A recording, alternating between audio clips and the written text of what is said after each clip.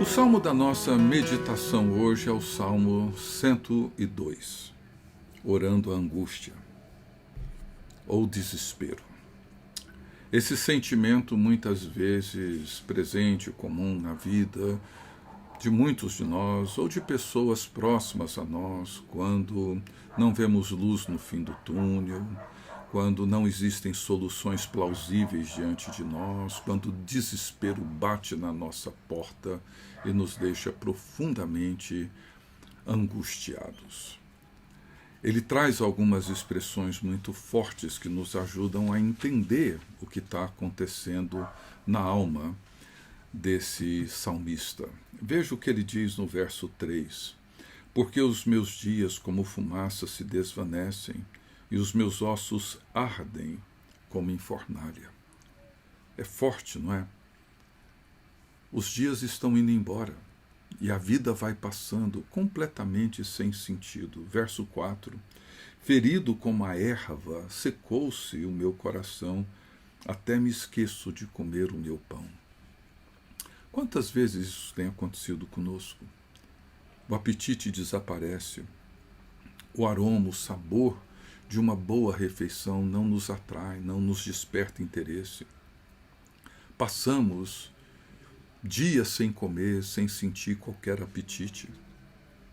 Verso 5. Os meus ossos já se apegam à pele por causa do meu dolorido gemer. E ele segue no verso 7 dizendo, não durmo, sou como passarinho solitário nos telhados. Não é assim que muitas vezes enfrentamos as nossas angústias, o sono não vem. As noites são passadas em claro, com profunda dor e desespero. Verso 11, como a sombra que declina-se os meus dias e eu vou me secando como a relva. Como eu disse, são palavras muito fortes e descrevem sentimentos muito reais que atormentam o corpo e a alma. O salmista que escreveu esse salmo é alguém que experimentou isso. Talvez tenha provado uma perda, uma dor tão profunda que o levou a uma angústia desesperadora. A oração desse salmo nos oferece uma linguagem que nos ajuda a orar a nossa angústia, as perdas dolorosas que muitas vezes enfrentamos, a lidar com realidades difíceis. Pessoas que talvez tenham buscado um milagre que nunca veio, um consolo que não aconteceu, pelo menos do jeito que esperavam, mas podemos considerar realidades bem próximas a todos nós. Por exemplo, podemos lembrar aqui de pessoas que nasceram, viveram e morreram em países que encontram-se em guerra civil já por décadas. Ou nasceram, viveram e morreram em campos de refugiados. Nunca viram a vida fora desses campos. Pessoas que perderam a sua família num acidente trágico, numa pandemia. Pessoas que não conhecem a realidade de uma vida fora da miséria e da fome. Pessoas que nascem, vivem e morrem num contexto de fome e de miséria. Então, num certo sentido, esse salmo descreve uma grande e profunda desilusão, como todos os salmos de lamento fazem. Momentos de grande incerteza. São orações onde Deus permanece muitas vezes em silêncio, onde aquelas promessas muitas vezes afirmadas por pregadores e pessoas que trabalham com esses discursos de autoajuda, afirmam que você tem direito, prosperidade, saúde, mas parece que isso acontece na vida de outras pessoas, não na sua, não na minha, não daqueles que nós convivemos e conhecemos tão bem. E são promessas verdadeiras, mas muitas vezes parecem tão distantes de nós. E essas orações são feitas então por pessoas que sofrem esse sentimento de angústia e de desilusão, que não têm provado as promessas da vida abundante que Jesus nos fez. E esse é um problema que muitas vezes temos que enfrentá-lo com honestidade. E esse salmo nos oferece, então, a linguagem apropriada para isso. Porque o grande dilema que muitas vezes vivemos é como conciliar, como estabelecer uma conexão entre o grande contraste que existe entre nós, seres humanos limitados, que vivem vidas angustiadas muitas vezes, e um Deus todo-poderoso, eterno, um Deus que é soberano sobre todas as coisas. Como que podemos estabelecer uma conexão entre a nossa existência tantas vezes sofrida e que se estende por uma existência inteira e um Deus que é eterno? Isso não é tão trivial. Veja como que o salmista expressa isso nos versos 11 e 12. Como a sombra que declina, assim os meus dias, e eu me vou secando, como a relva. Tu, porém, Senhor, permaneces para sempre, e a memória do teu nome de geração em geração. Eu disse, Senhor, eu sou como uma relva que seca, a minha vida vai passando, mas o Senhor permanece para sempre. Nos versos 23 e 24, ele diz assim, ele me abateu a força no caminho e me abreviou os dias. Dizia eu, Deus meu, não me leves na metade de minha vida, tu cujos anos se estendem por todas as gerações. Veja que contraste. Fala, Deus, o Senhor é eterno. O Senhor não tem fim, os seus anos se estendem de geração em geração, mas a minha vida é breve. E eu estou prevendo a minha morte na metade dos meus dias. Os meus dias que já são curtos, o Senhor ainda vai me levar na metade deles.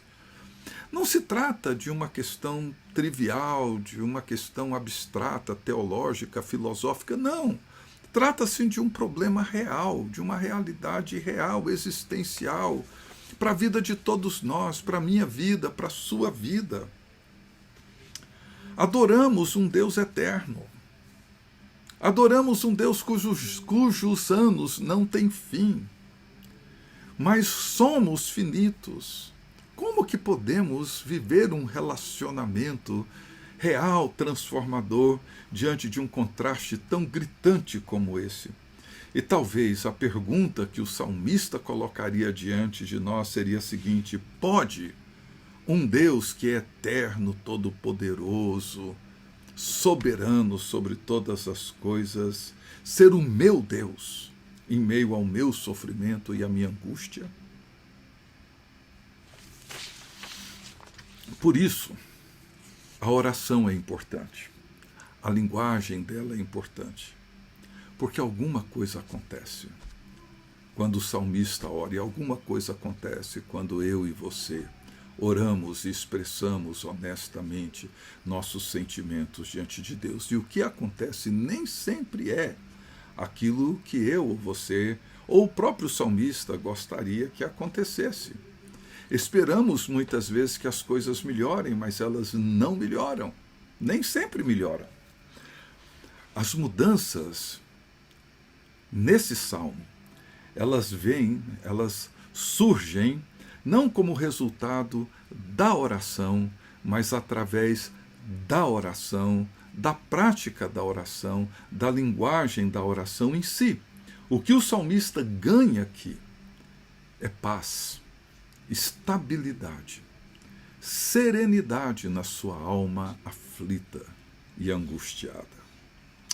Quando nós nos encontramos assim, com esse sentimento de abandono, de angústia, de desespero, quando os dias se passam como uma fumaça, sem qualquer sentido, sem qualquer significado, tudo que vemos é angústia é desespero. Quando nos vemos feridos como uma erva seca e sem vida. Quando o nosso apetite se esvai, desaparece e a pele gruda nos nossos ossos, quando passamos as noites em claro e as lágrimas são a nossa única bebida. Nesse momento, nós necessitamos de um lugar, necessitamos de uma presença, necessitamos de uma linguagem. O único lugar, a única presença que nos oferece sentido para um relacionamento entre um Deus eterno e nós, seres humanos finitos e limitados. Veja que nos primeiros 11 versículos do Salmo, o salmista usa a primeira pessoa. Eu, meu, minha, e diz os meus clamores, a minha angústia, os meus ossos, as minhas lágrimas, os meus dias, e por aí vai. Mas no verso 12, ele muda. Eu, para tu. Ele começa no verso 12 dizendo, mas tu, Senhor. E quando mudamos do eu para o tu, tudo muda. Muitos salmos, na metade deles você vai encontrar essa mudança fundamental. O salmista deixa de ser o centro e Deus passa a ser o centro. Ele diz nos versos 12 a 17, tu, porém, Senhor, permaneces para sempre. E a memória do teu nome de geração em geração, levantar-te-ás e terás piedade de Sião. É tempo de te compadeceres dela, e já é vinda a sua hora, porque os teus servos amam até as pedras de Sião e se condoem do seu pó. Todas as nações temerão o nome do Senhor e todos os reis da terra a sua glória, porque o Senhor edificou a Sião, apareceu na sua glória, atendeu a oração do desamparado e não lhe desdenhou as preces. Que coisa impressionante! Ouviu a oração e não desdenhou as preces. Como que ele chega a essa conclusão? Ele aqui passa a lembrar do passado, da história do povo de Deus. São palavras que pertencem ao passado, não mais ao presente. Ele lembra aqui que os seus antepassados viram a Deus. Viram Deus estabelecendo um povo. Vivenciaram grandes feitos, milagres poderosos, a mão forte de Deus atuando para libertá-los. E é isso que nos ajuda a entender a fé. É quando nós entendemos que a fé que professamos, ela é uma fé histórica. É a fé dos nossos pais. Não só dos meus pais, avós, mas é a fé de Abraão, Isaac, Jacó, Moisés, Davi. É a fé de Isaías, Jeremias, de Daniel, a fé de Pedro, a fé de Paulo e a fé de tantos outros. É a fé dos nossos antepassados que sustentam a nossa fé no presente, quando as nossas esperanças se esvaem, quando as nossas experiências já não são mais suficientes para sustentar a nossa fé.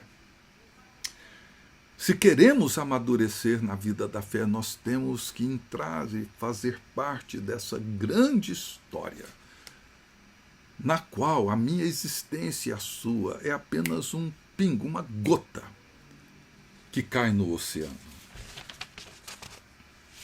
Então veja, essa visão, essa percepção histórica faz uma diferença enorme. É aquilo que o autor de Hebreus menciona quando ele fala da nuvem de testemunhas no capítulo 12. É como se estivéssemos correndo e pessoas nas arquibancadas de um lado e do outro, gritando, incentivando, mártires, pessoas que viveram experiências gloriosas, outros que sofreram, mas todos eles nos incentivando a prosseguir, e lá na frente nós olhamos e vemos Jesus Cristo. É disso que se trata, não se trata da minha experiência. Essa foi a experiência que muitos viveram, como Bonhoeffer, Dietrich Bonhoeffer, que viveu nos anos difíceis, quando o horror do nazismo trouxe muito sofrimento. Parecia que Deus havia abandonado aquele povo. Mas Bonhoeffer entendeu que a fé que ele professava era uma fé histórica, era a fé em Cristo, a mesma fé que os seus antepassados professaram. E quando a realidade do presente dava a impressão de não ter mais luz no fim do túnel e não ter mais esperança, somente a lembrança de uma fé histórica e do testemunho daqueles que viveram antes de nós permanece como um testemunho de um Deus vivo, fiel, poderoso e misericordioso. É por isso que o salmista então afirma nos versos 18 a 22. Veja o que ele diz: ficará isto registrado para a geração futura.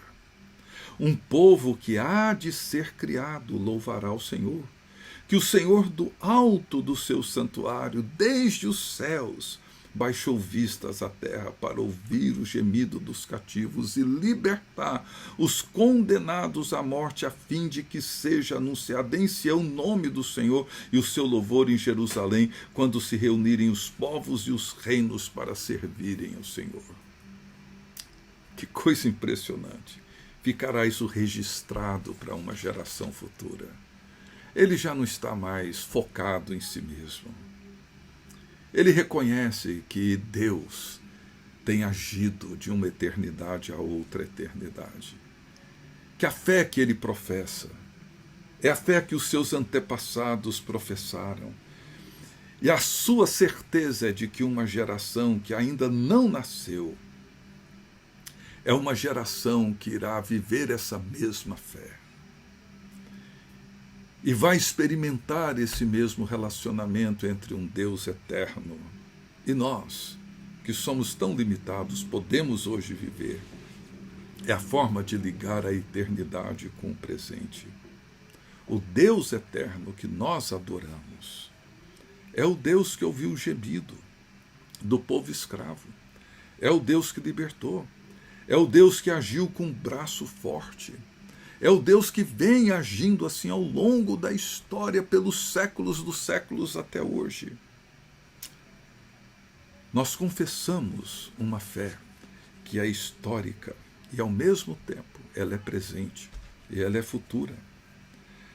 Se confessamos a mesma fé da igreja, a mesma fé dos nossos antepassados, sobrará pouco tempo para as preocupações excessivas com o presente.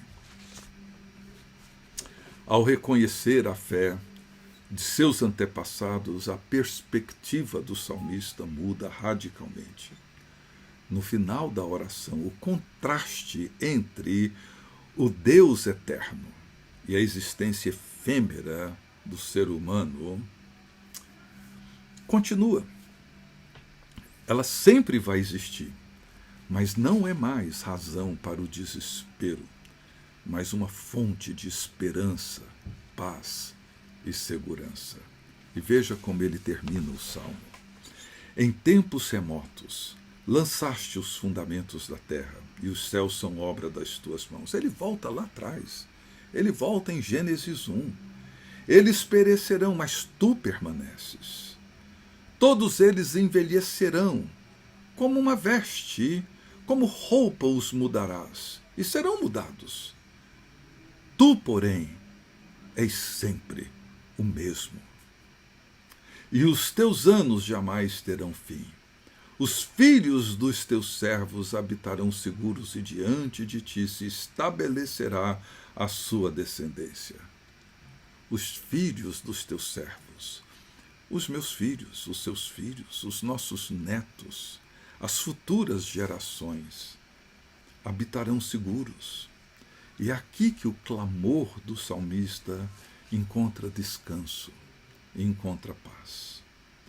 As coisas não mudaram, mas o pavor da morte e de uma existência sem sentido, sem valores, sem dignidade, desaparece exatamente porque Deus permanece, porque Deus é eterno. A confissão de fé, de geração a geração, nos oferece estabilidade, segurança, paz. Não porque nos oferece algum tipo de proteção contra os problemas, os perigos, as dores e as angústias da vida, mas porque traz a eternidade para o presente e o presente para a eternidade. E a eternidade, meus queridos, não é outra coisa senão viver plenamente a vida de Deus e a presença de Deus aqui e depois.